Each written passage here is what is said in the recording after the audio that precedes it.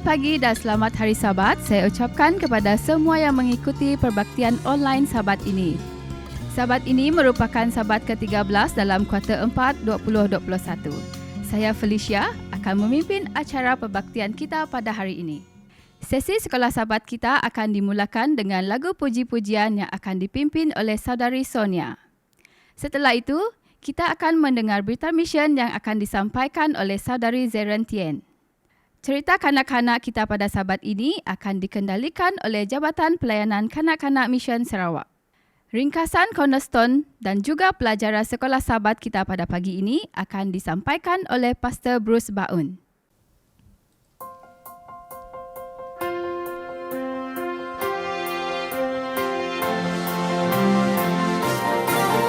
Mari orang saleh dengan sukacita, marilah, marilah ke Bethlehem.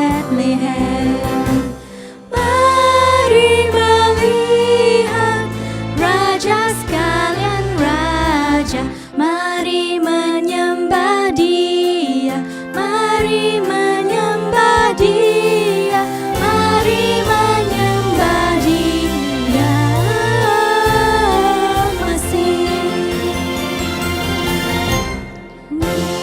Dan malaikat nyanyi dan bersorak, nyanyilah hai sekalian isi syurga.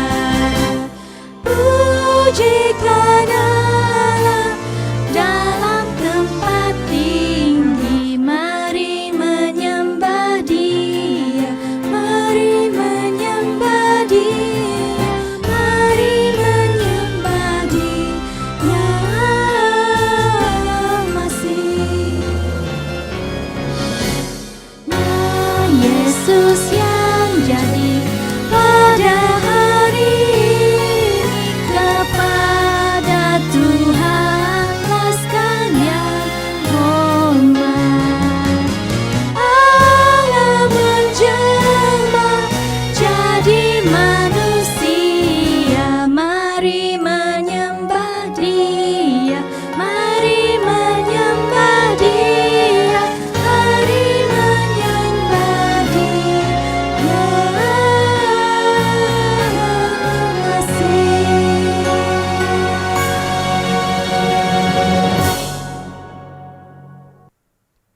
Tajuk berita misi kita pada Sabat ini ialah disatukan dengan tidak seagama dari negara Taiwan. Chang Zheng Mei, seorang guru orang asli negara Taiwan. Pada mulanya saya tidak mahu berkahwin dengan suami saya sebab lahir dan dibesarkan sebagai Seventh-day Adventist, sementara suaminya adalah dari denominasi gereja Kristen lain. Tetapi kedua ibu bapa mereka mahu mereka berkahwin dan jadi suami istri. Chang Zheng akan mengikuti bakal suaminya dan dia beritahu kepada suaminya, kita boleh berkahwin tetapi saya tidak akan tukar agama saya. Mereka cuba cari sepakatan. Mari kita adakan perkawinan kita di luar, kata Chang Zheng.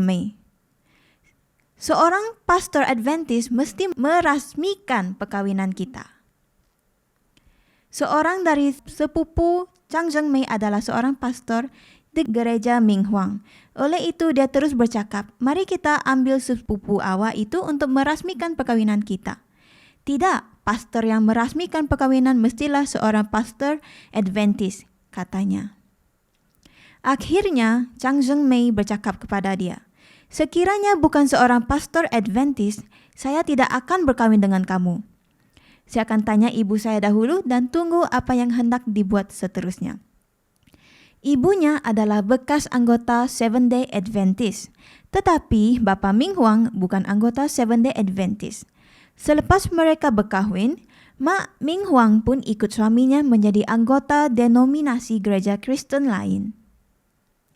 Akhirnya dia berubah untuk menjadi seorang Adventist supaya mereka dapat berkahwin dengan dia dan dia tidak akan kehilangan muka dan menanggung malu.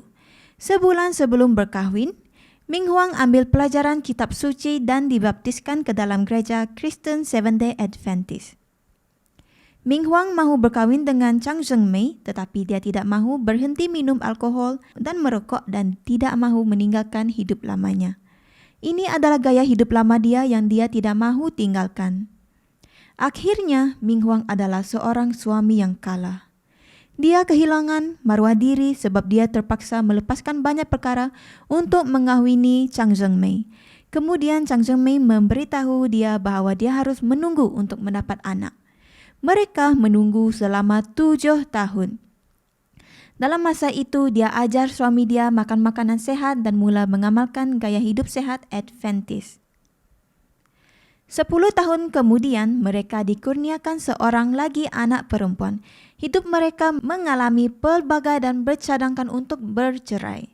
Kemudian, Chang Zhengmei membawa anak perempuannya yang 10 tahun dan bayi berumur 5 bulan menginap di rumah kawan-kawan. Chang Zhengmei membuat suaminya begitu supaya suaminya berasa bagaimana hidup keseorangan dan tiada istri serta anak-anak dalam kehidupannya. Chang Zhengmei masih mencintai dan menyayangi suaminya. Dalam 2 Korintus 6 ayat 14 yang berbunyi, "Janganlah kamu merupakan pasangan yang tidak seimbang dengan orang-orang yang tak percaya. Sebab persamaan apakah terdapat antara kebenaran dan kedurhakaan? Atau bagaimanakah terang dapat bersatu dengan gelap?" Solomon, orang yang paling bijak pernah hidup di dunia, belajar dari banyak kesilapan dan kesalahannya. Sekiranya seorang perempuan Adventist mengawini seorang lelaki yang bukan Adventist, saya mencadangkan kamu menjadi teladan atau contoh kepada suami kamu dalam iman dan cara kehidupan Kristen. Puji pada Tuhan telah menyelamatkan perkawinan mereka. Suaminya sudah menjadi suami dan seorang bapa yang sangat prihatin. Dia juga seorang pelayan Tuhan dan seorang ketua gereja yang baik pada kali ini. Tuhan itu baik. 3 tahun yang lalu, persembahan Sabat ke-13 telah digunakan untuk menyebar perkabaran Injil di kalangan orang-orang asli di negara Taiwan. Pada Sabat ke-13, suku ke-4 tahun 2021, persembahan digunakan untuk membantu membuka 3 buah pusat pengaruh di luar bandaran yang disasarkan kepada penduduk orang asli dan penduduk lain di negara Taiwan. Terima kasih kerana telah dapat menyebar Injil secara tidak langsung kepada semua kumpulan manusia di Divisi Asia Pasifik Utara, yaitu Northern Pacific Asia Division. Terima kasih dan selamat Hari Sabat. Tuhan memberkati.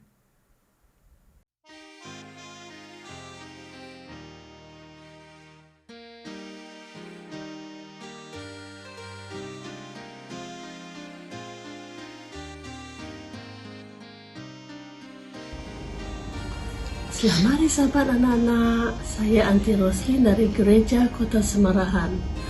Tajuk pelajaran Alkitab kita pada hari ini ialah seperti yang engkau janjikan Tuhan. Johnny dan Katie sangat gembira. Nenek akan datang pada hari ini. Johnny dan Katie melihat ke jendela.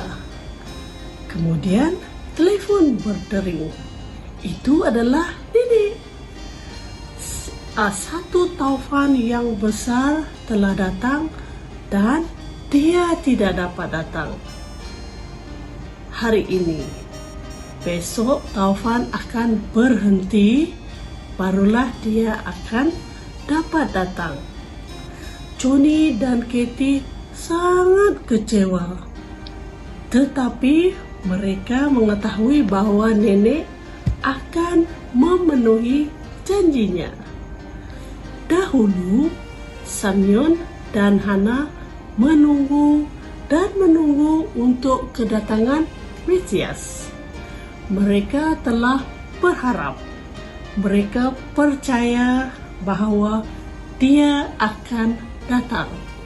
Tetapi apakah mereka akan mengenalinya? Hati Samyon tidak tenang. Dia cuba untuk berjalan lebih cepat saat dia mendaki gunung Ka'bah. Orang-orang dengan sopan berpindah memberi jalan bagi orang tua ini berjalan dengan satu misi, Roh Kudus sedang menuntun Simeon ke Ka'bah. Saat dia berjalan, Simeon mengingat 1 hari lama sebelumnya. Roh Kudus telah memberikan satu janji yang penting. Kamu tidak akan mati sebelum kamu melihat Mesias. Simeon memikirkan tentang janji ini tanpa henti. Saat dia akan bertemu dengan Mesias, nafas Simeon semakin pendek saat dia berjalan, tetapi dia tersenyum sendiri. Dia tidak mempunyai tenaga yang banyak lagi, tetapi semua itu tidak mengapa.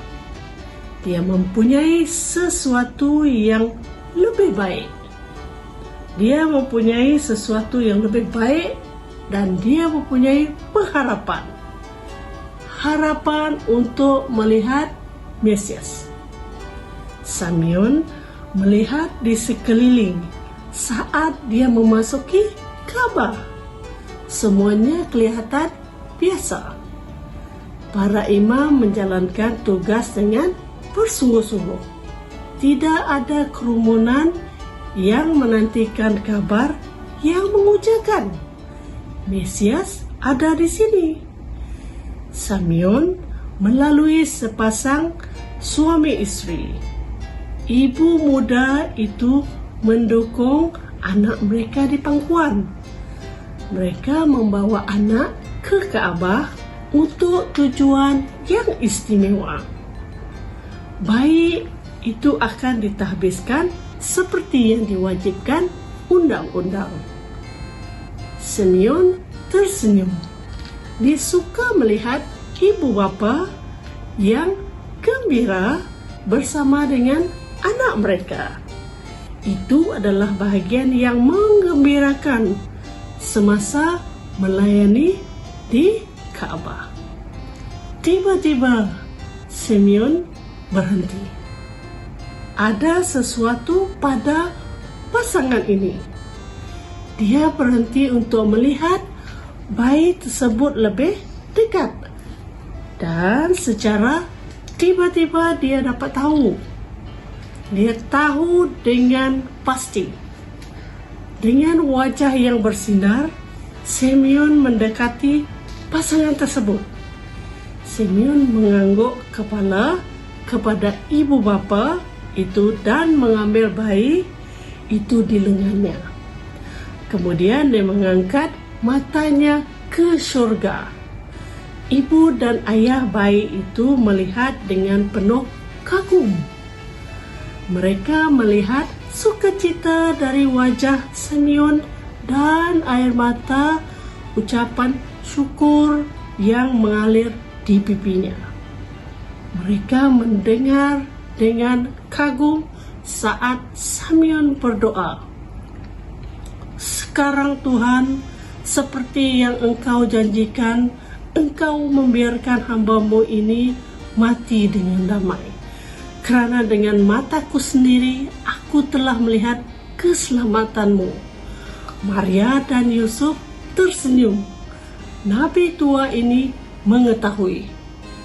Dia tahu tentang rahasia mereka tentang Mesias.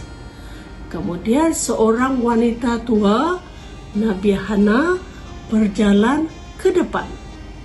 Nabi ini telah berada di dalam Ka'bah setiap hari selama bertahun-tahun. Dia juga berharap untuk melihat pemberian janji kasih karunia Tuhan. Hana sukacita bersama dengan Simeon sambil memuji Tuhan atas bayi Yesus. Simeon dan Hana adalah orang yang pertama menyadari bahawa Yesus adalah Mesias, seorang yang diharapkan oleh seluruh Israel. Mereka adalah di antara orang yang pertama untuk memberitakan kabar bahawa Dia telah datang. Harapan mereka sudah ada di sini. Dan itu juga adalah harapan kita sekarang. Yesus memberikan kita harapan. Pada pendapat Anda, kecewa tidak Simeon dan Hana apabila mendapati Mesias adalah seorang bayi kecil? Tidak, semua orang menyayangi bayi. Jika Anda berada di dalam Ka'bah pada hari itu dan melihat Simeon dan Hana begitu teruja dengan seorang bayi yang kelihatannya tidak ada beza dengan bayi-bayi yang lain, apakah agaknya yang Anda pikirkan? Kalau Antira, mungkin timbul rasa ingin tahu. Mungkin ia akan membuatkan Anti ingin terus mempelajari dan mendalami kitab Taurat. Hari ini kita menunggu Yesus untuk datang kembali. Sebahagian daripada datuk nenek serta moyang kita juga berharap agar dapat melihatnya. Malangnya mereka tidak sempat.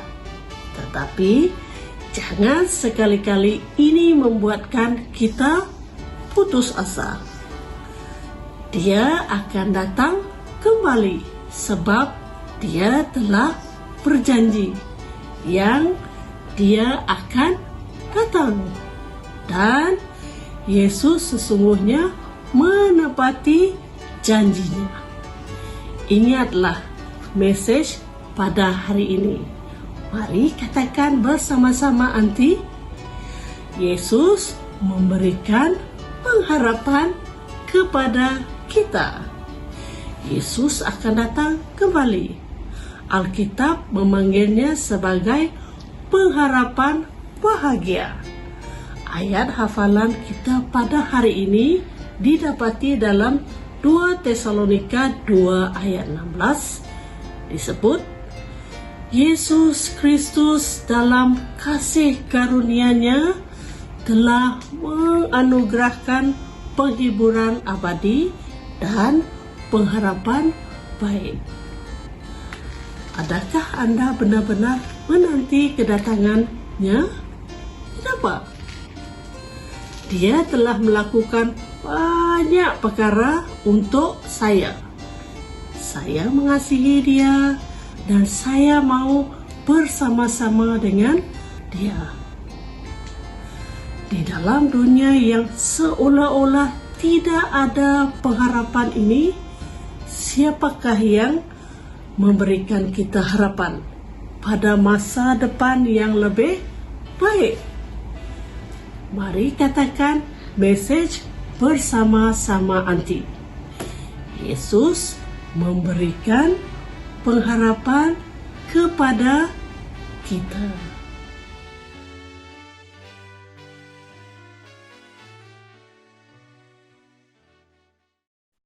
Selamat pagi, selamat hari Sabat, dan selamat menyambut hari Natal kepada semua. Untuk pelajaran kita yang terakhir pada kuarter ini, yaitu pelajaran kita yang ke-13 yang bertajuk Memanggil Ejen Perubahan. Ayat inti kita diambil dari Kisah Para Rasul 1, ayat 10 sampai 11 yang berbunyi, ketika mereka sedang menatap ke langit pada waktu ia naik itu, tiba-tiba berdirilah dua orang yang berpakaian putih dekat mereka dan berkata kepada mereka, "Hai orang-orang Galilea, mengapakah kamu berdiri melihat ke langit? Yesus ini yang terangkat ke surga, meninggalkan kamu, akan datang kembali dengan cara yang sama seperti kamu melihat dia naik ke surga." Saudara dan saudari, di dalam buku tulisan Ellen G. White, itu buku kehidupan segala zaman, muka surat 830 mengatakan, Kristus telah tinggal di dunia selama 33 tahun. Ia telah menderita hinaan, nistaan, dan olokan. Ia telah ditolak dan disalibkan. Sekarang, ketika sudah hampir naik ke takhta kemuliaannya, ketika ia mengenangkan sifat kurang berterima kasih di pihak orang-orang yang untuknya ia datang untuk menyelamatkan. Tidakkah ia menarik simpati dan kasihnya dari mereka? Tidakkah kasih sayangnya dipusatkan pada kerajaan di tempat ia dihargai dan di tempat malaikat-malaikat yang tidak berdosa menunggu hendak melakukan perintahnya? Tidak, janjinya kepada kekasih-kekasihnya yang ditinggalkannya di bumi ialah, aku menyertai kamu senantiasa sampai akhir zaman. Matius 28 ayat 20. Tahukah Anda, menurut Evangelical Lutheran Church di website Amerika tentang penginjilan persahabatan, undian mencadangkan bahwa sekitar 90% daripada orang yang menjadi anggota gereja menjadi orang percaya karena mereka telah dijemput oleh seorang saudara, teman, atau jiran. Pada pandangan lain, itu buku yang ditulis oleh Ellen G. White, yaitu buku Kehidupan Segala Zaman, muka surat 823, ia mengajar kita untuk memandang kepada setiap jiwa yang berkekurangan sebagai saudara kita dan dunia sebagai ladang kita. Sekali lagi saya ucapkan selamat menyambut hari Natal. Semoga kita berjumpa lagi dan Tuhan memberkati. Selamat pagi, selamat hari Sabat, dan selamat menyambut hari Natal kepada semua. Sabat ini merupakan Sabat ke-13 dan merupakan pelajaran kita yang terakhir untuk kuartal 4 2021. Bersama dengan Anda semua, saya Pastor Bruce akan membawa kita belajar dari ringkasan pelajaran Sekolah Sabat Dewasa yang bertajuk Kebangkitan Musa. Sebelum itu, mari kita berdoa. Bapa kami yang bertakhta di dalam surga, terima kasih atas kesempatan ini kami dapat belajar melalui firman-Mu Tuhan. Biarlah dengan firman ini nama-Mu ditinggikan Tuhan. Terima kasih atas segala kebaikan serta kemurahan Engkau Tuhan. Dalam nama Yesus kami berdoa. Amin. Kita akan memulakan dengan ayat hafalan kita, yaitu dari Yudas 1 ayat 9 yang berbunyi, tetapi penghulu malaikat Mikael ketika dalam suatu perselisihan bertengkar dengan iblis mengenai mayat Musa, tidak berani menghakimi iblis itu dengan kata-kata hujatan, tetapi berkata, kiranya Tuhan menghardik engkau. Musa memulakan pidato ulangannya di dataran Moab di tepi sungai Yordan dekat Yeriko. Bilangan 36 ayat 13. Di akhir pidatonya, sang penulis kemudian mencatat apa yang terjadi ketika kemudian naiklah Musa dari dataran Moab ke atas gunung Nebo, yakni ke atas puncak Pisgah yang di tentangan Yeriko. Ulangan 34 ayat 1. Musa sudah tahu itu adalah terakhir kalinya dia mendaki gunung itu. Dia tidak akan memasuki Kanaan. Mengapa? Apa yang dapat kita pelajari dari pengalamannya? Pagi ini kita akan belajar 5 perkara, yaitu dosa Musa, pemicunya dan konsekuensinya, kematian Musa, kebangkitan Musa, dan kebangkitan orang yang ditebus. Dan pelajaran kita yang pertama yaitu dosa Musa, pemicunya. Yaitu kita buka di Bilangan 20 ayat 5 mengatakan, mengapa memimpin kami keluar dari Mesir untuk membawa kami ke tempat celaka ini, yang bukan tempat menabur, tanpa pohon ara, anggur, dan delima, bahkan air minum pun tidak ada. Kita mungkin mencoba membenarkan dosa Musa dan Harun. Mereka masih berduka untuk saudara perempuan mereka. Bilangan 20 ayat 1. Mereka dituduh tidak menepati janji. Bilangan 20 ayat 5. Meskipun mereka tidak membuat janji, Tuhan melakukannya. Mereka kehilangan hitungan beberapa kali orang-orang memberontak melawan mereka. Dan kita lihat pada awalnya mereka bersikap rendah hati, dan mencari tuntunan Tuhan seperti sebelumnya. Bilangan 20 ayat 6. Mereka mengikuti petunjuk Tuhan dan membawa orang-orang itu ke Bukit Batu. Tapi ada sesuatu yang gagal. Mereka terlalu amarah. Mereka mencoba untuk menggantikan Tuhan, seolah-olah mereka memiliki kekuatan dalam diri mereka sendiri. Bilangan 20 ayat 10. Inilah yang terjadi ketika kita berhenti memandang Tuhan dan sebaliknya melihat diri kita sendiri. Dan yang kedua, yaitu konsekuensinya, yaitu bilangan 20 ayat 12. Tetapi Tuhan berfirman kepada Musa dan Harun, "Kerana kamu tidak percaya kepadaku dan tidak menghormati kekudusanku di depan mata orang Israel, itulah sebabnya kamu tidak akan membawa jemaah ini masuk ke negeri yang kuberikan kepada mereka." Perintah Tuhan jelas, berbicaralah kepada bukit batu itu. Bilangan 20 ayat 8. Bukit batu itu adalah Yesus. Di 1 Korintus 10 ayat 4 sudah dipikul. Keluaran 17 ayat 6. Jadi tidak perlu lagi dipikul. Ibrani 9 ayat 28 dan 1 Petrus 3 ayat 18. Musa telah mempercayai Tuhan selama 40 tahun sebelumnya. Tetapi kali ini dia tidak percaya. Ketidakpercayaannya menghalangi orang Israel untuk memuliakan Tuhan. Jadi Tuhan tidak disembah pada saat itu.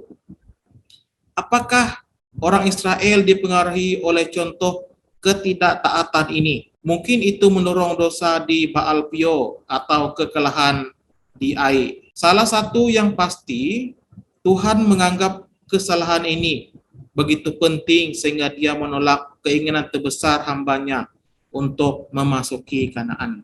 Yang pelajaran kita yang ketiga yaitu kematian Musa, yaitu Ulangan bagi 34 ayat 1 dan 5. Kemudian naiklah Musa dari dataran Moab ke atas gunung Nebo. Lalu matilah Musa, hamba Tuhan itu, di sana di tanah Moab, sesuai dengan firman Tuhan. Dikelilingi oleh kesunyian gunung, Musa mengingat kembali kesulitan hidupnya.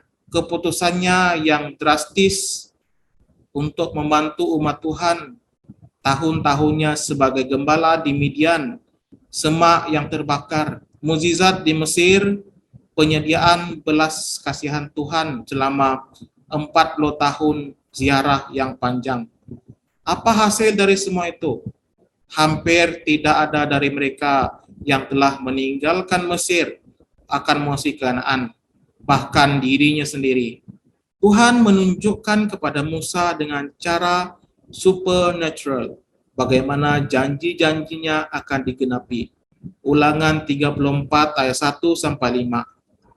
Musa dapat beristirahat dengan tenang. Dia telah melakukan pertarungan yang baik. Dia telah menyelesaikan perlombaan. Dia telah memelihara iman. Untuk pelajaran kita yang keempat, yaitu kebangkitan Musa. Itu kita lihat di Yudas 1 ayat 9. Tetapi penghulu malaikat Mikael ketika dalam suatu perselisihan bertengkar dengan iblis mengenai mayat Musa, tidak berani menghakimi iblis itu dengan kata-kata hujatan, tetapi berkata, kiranya Tuhan menghardik engkau. Musa mati dan dikuburkan oleh Tuhan.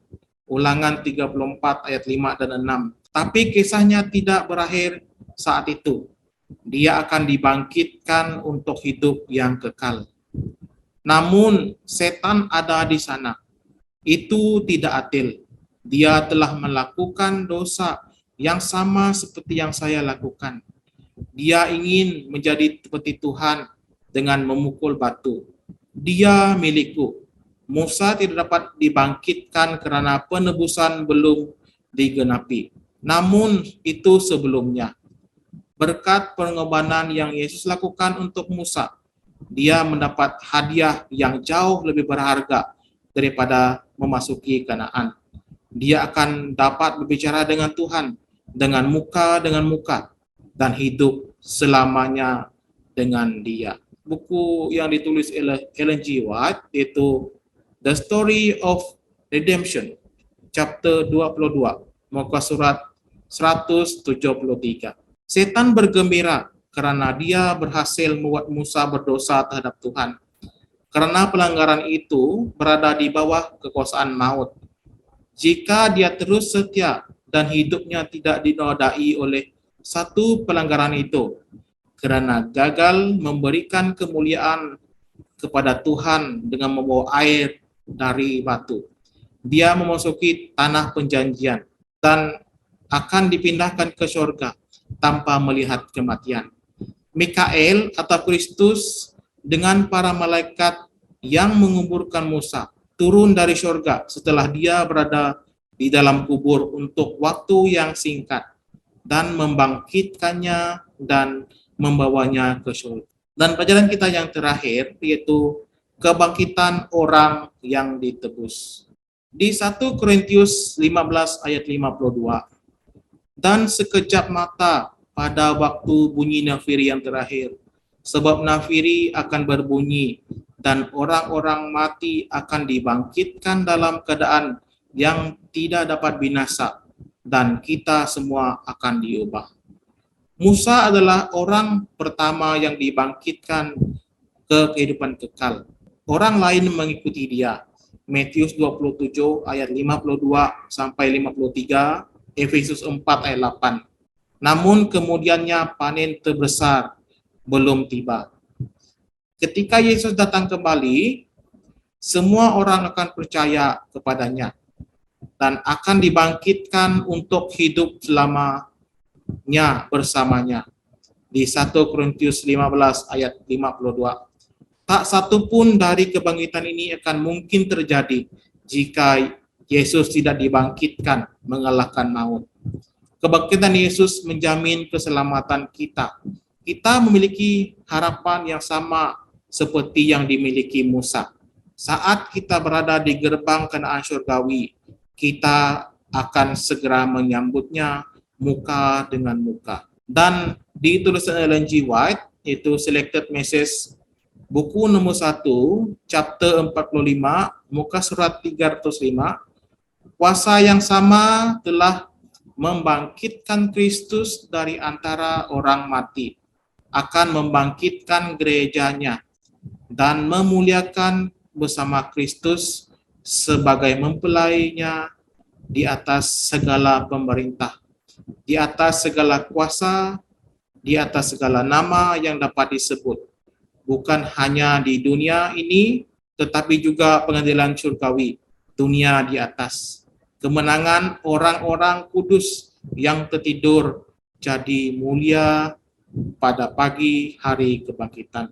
Bapa kami yang bertakhta di surga, terima kasih atas pelajaran sebentar tadi mengenai kebangkitan Musa. Biarlah dengan pelajaran ini kami dapat belajar mengenai bagaimana Musa dibangkitkan. Walaupun umat Israel semasa itu mereka kurang percaya, tetapi Musa meyakinkan mereka, biarlah engkau terus memimpin, memelihara setiap kami. Nama engkau terpuji Tuhan. Biarlah dengan pelajaran ini juga kami dapat belajar dan memahami tentang engkau Tuhan. Dan kami serahkan doa ini ke dalam tangan anak-Mu Yesus Kristus yang selamat serta penebus semua kami. Amin. Semoga kita berjumpa lagi dan selamat menyambut hari Natal, dan biarlah Tuhan terus memberkati kita semua dan selamat hari Sabat.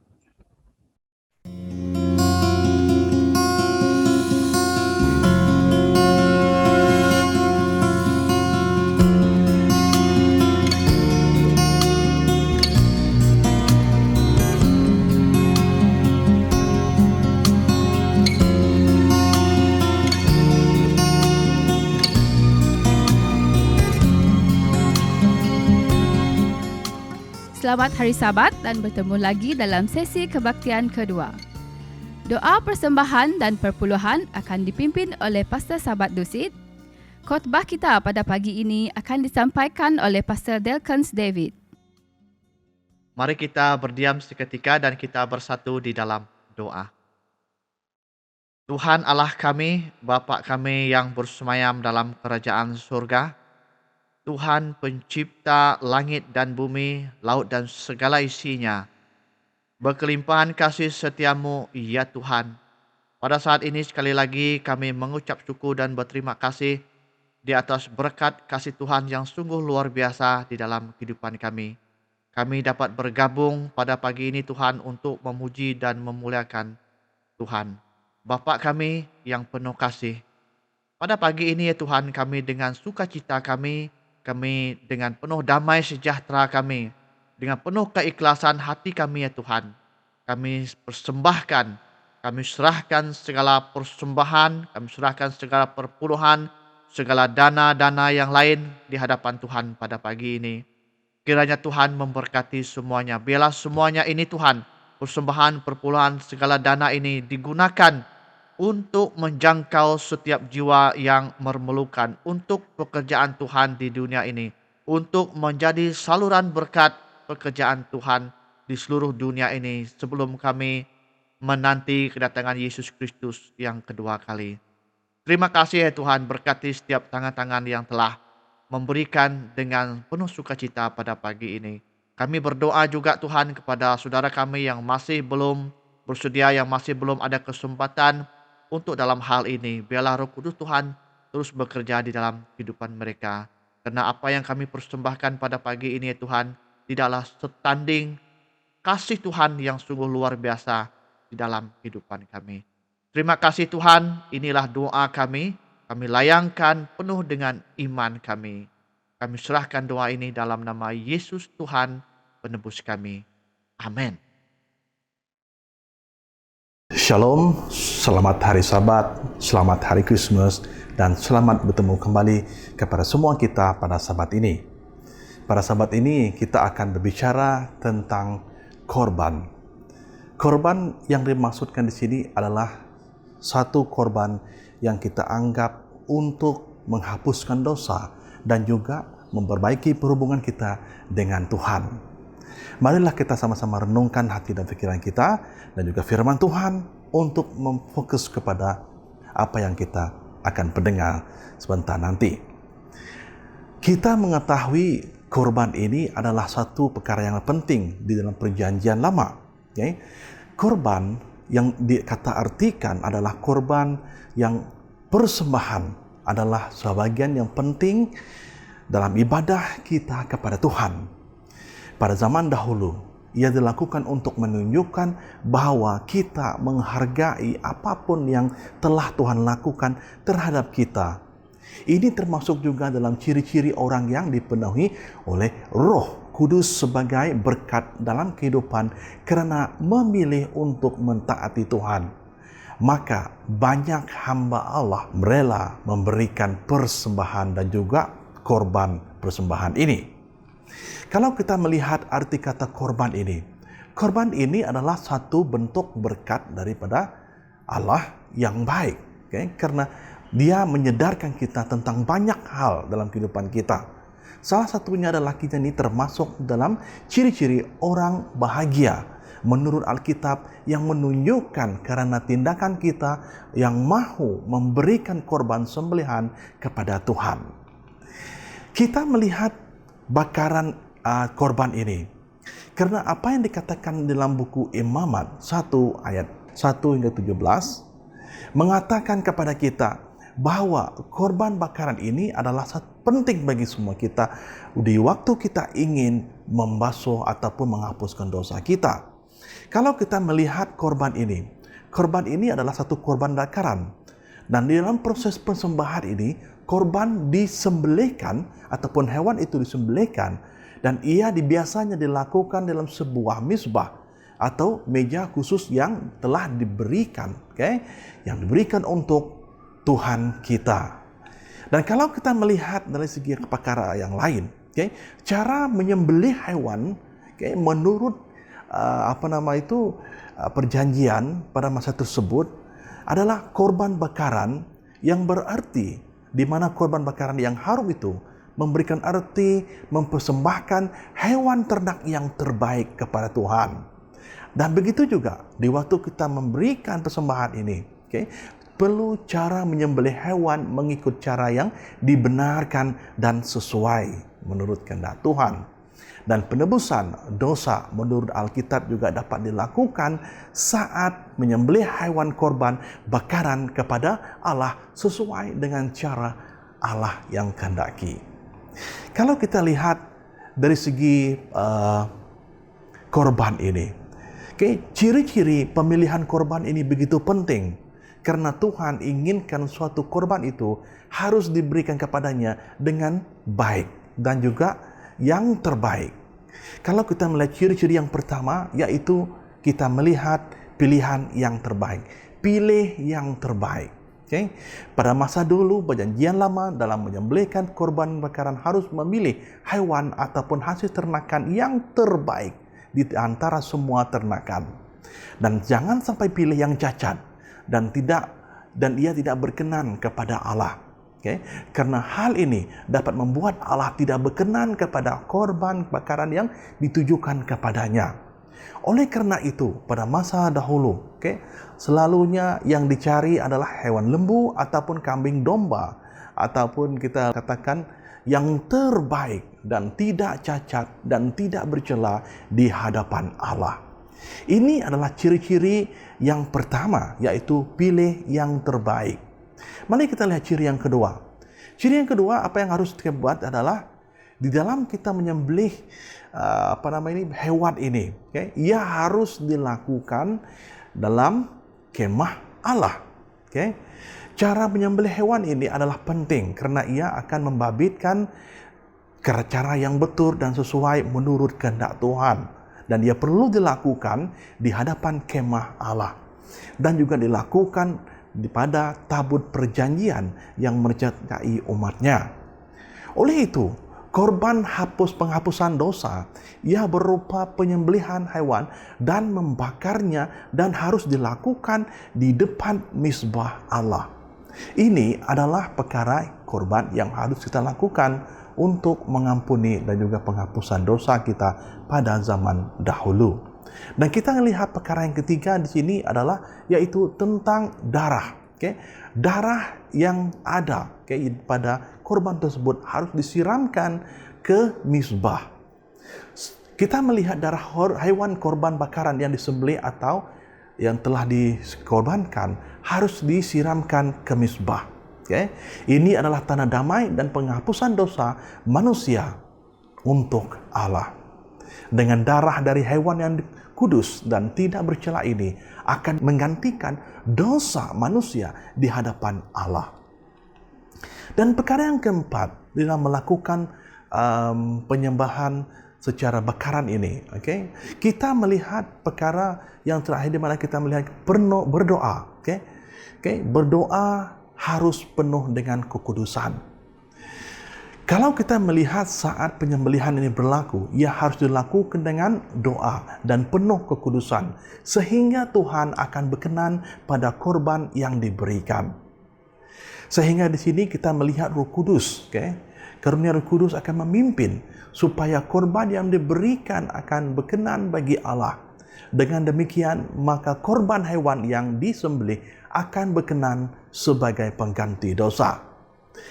Itu adalah beberapa cara untuk kita melakukan penyembelihan hewan dan juga pemberian ini di dalam menurut perjanjian lama yang memberikan korban persembahan dan bakaran. Kita telah melihat banyak sekali korban-korban yang telah diberikan pada masa dahulu, dan itu adalah penebusan melalui pembakaran ataupun korban bakaran hewan, yaitu korban hewan yang kita pilih yang terbaik, yang diberikan disediakan untuk khas untuk Tuhan. Jadi kalau kita melihat dalam perkara ini berarti satu dosa, satu korban.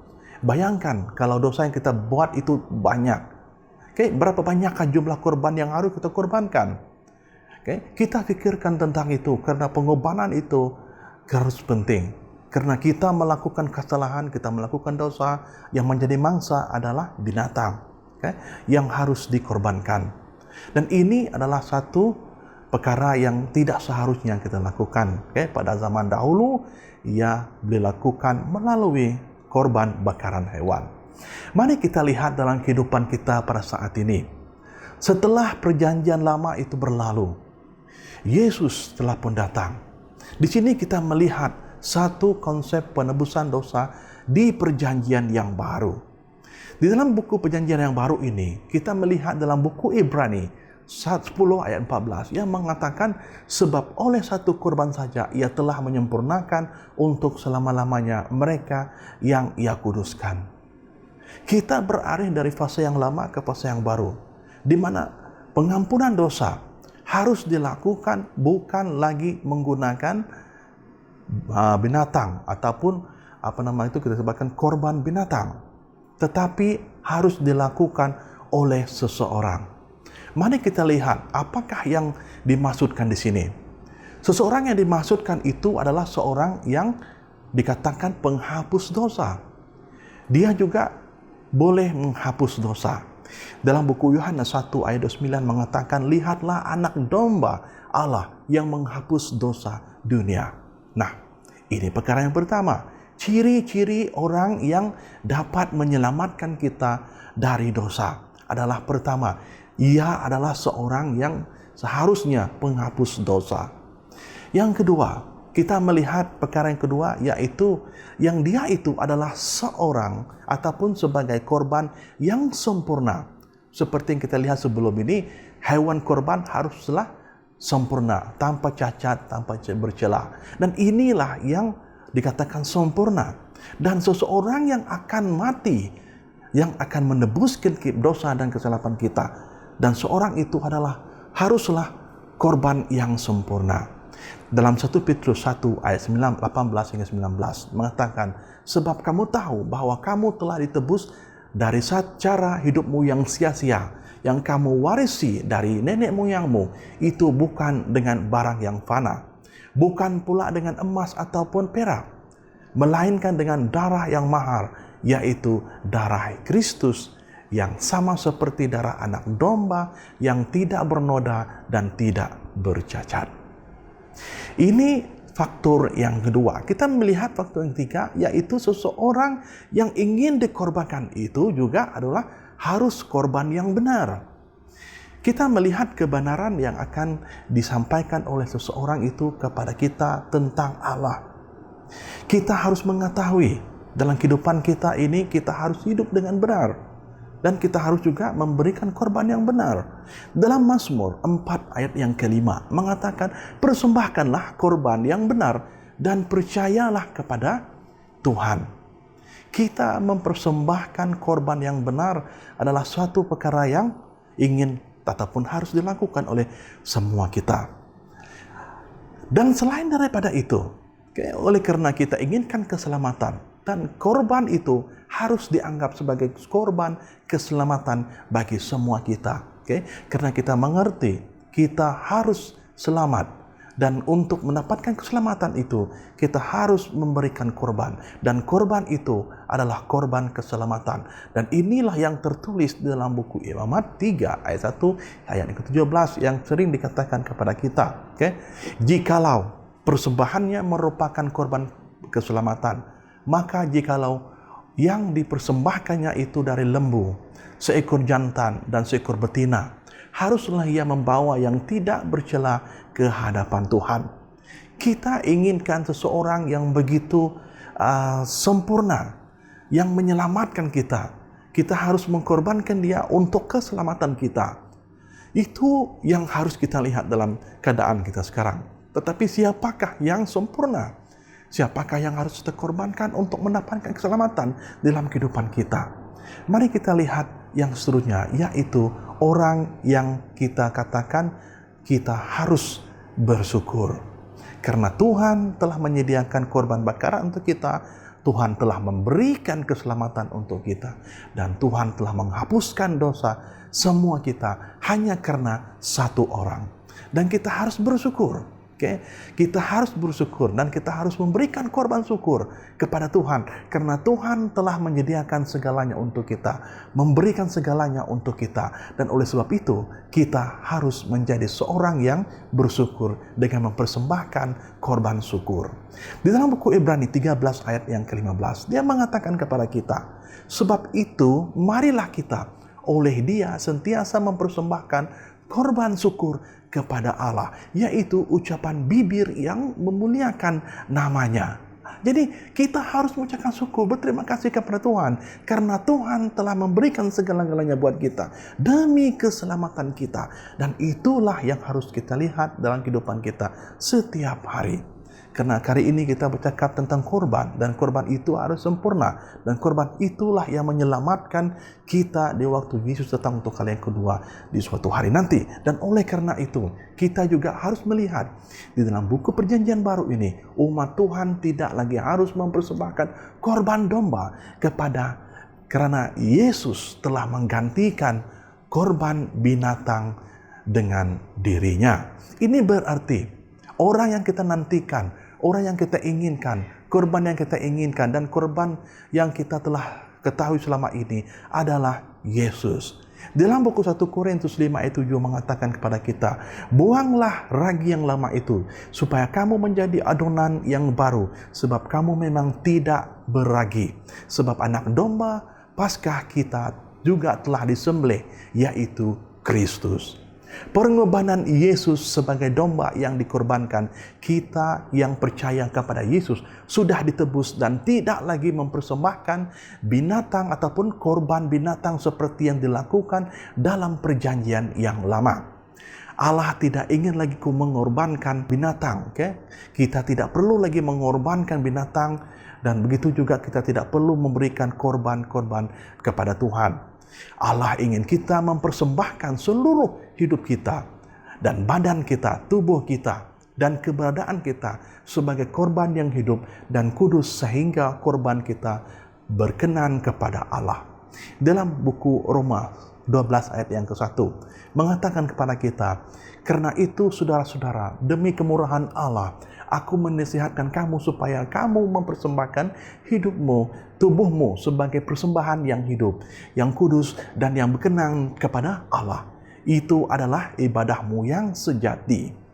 Jadi ingat, karena itulah kita harus memikirkan siapakah Yesus, siapakah Kristus, apa yang dilakukan Kristus buat kita, dan apa yang harus kita lakukan buat Kristus setelah Kristus dijadikan korban untuk dosa dan juga kesalahan semua kita yang di dunia ini.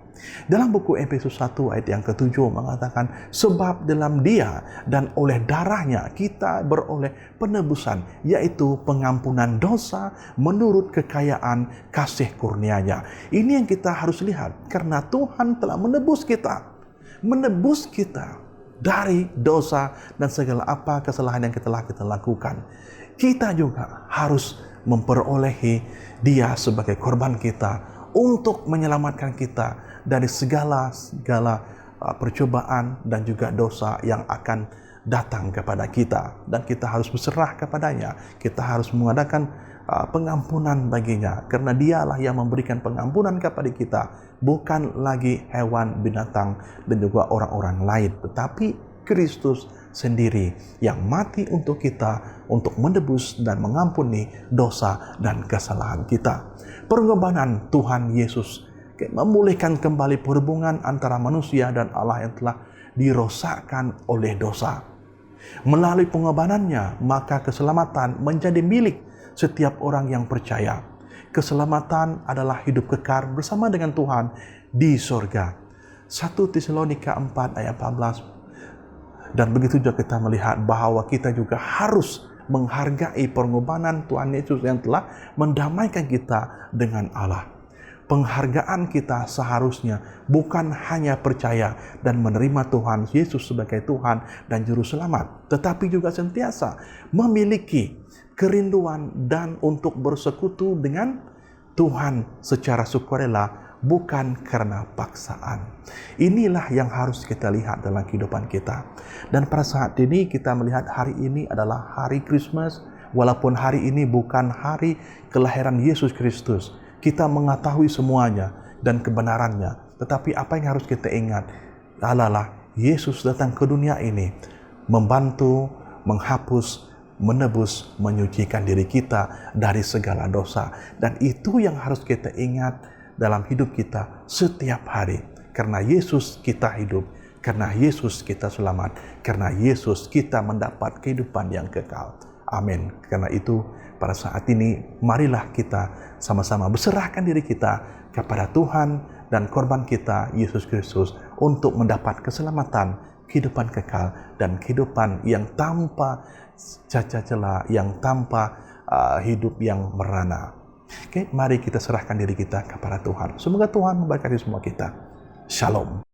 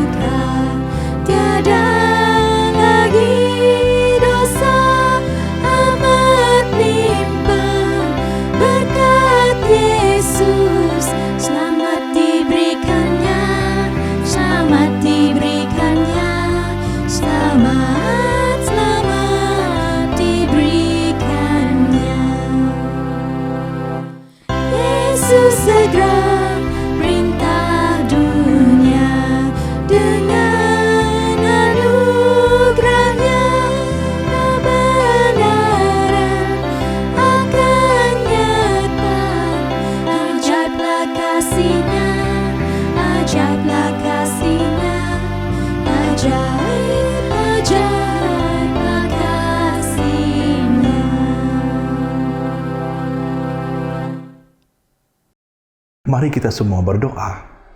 Allah Bapa kami yang bertata di kerajaan surga, kami mengucapkan syukur dan terima kasih karena Tuhan telah pun memberi kekuatan kepada kami untuk terus bersandar pada Tuhan, agar kami terus menjadi seorang umat Tuhan yang setia kepada Tuhan walau apapun yang terjadi. Dan begitu juga Tuhan, sucikanlah kami, hati dan pikiran semua kami, agar apa yang tidak baik dalam hati dan pikiran kami akan dikuduskan oleh Tuhan, agar ia menjadi positif dan seterusnya membuang segala pemikiran yang negatif, agar kami terus berusaha bersama dengan Tuhan walaupun apa yang terjadi kepada setiap kami. Dengan itu Tuhan, kami mengucapkan terima kasih karena Tuhan telah menjadikan korban kepada semua kami, menghapuskan dosa, kesalahan dalam hidup kami, dan memberikan kami kehidupan yang baru, memberikan kami kekuatan untuk terus bersama-Mu Tuhan. Terima kasih Tuhan, ampunlah dosa kami semua, ini kami serah dalam nama Kristus yang jadi penebus semua kami. Amin. Terima kasih kepada anda yang telah mengikuti perbaktian online pada Sabat ini. Semoga mesej yang telah disampaikan memberi manfaat dan mendorong pembangunan rohani setiap kita yang mendengar. Semoga kita bertemu lagi di lain waktu. Selamat Hari Natal dan selamat Tahun Baru. Tuhan memberkati.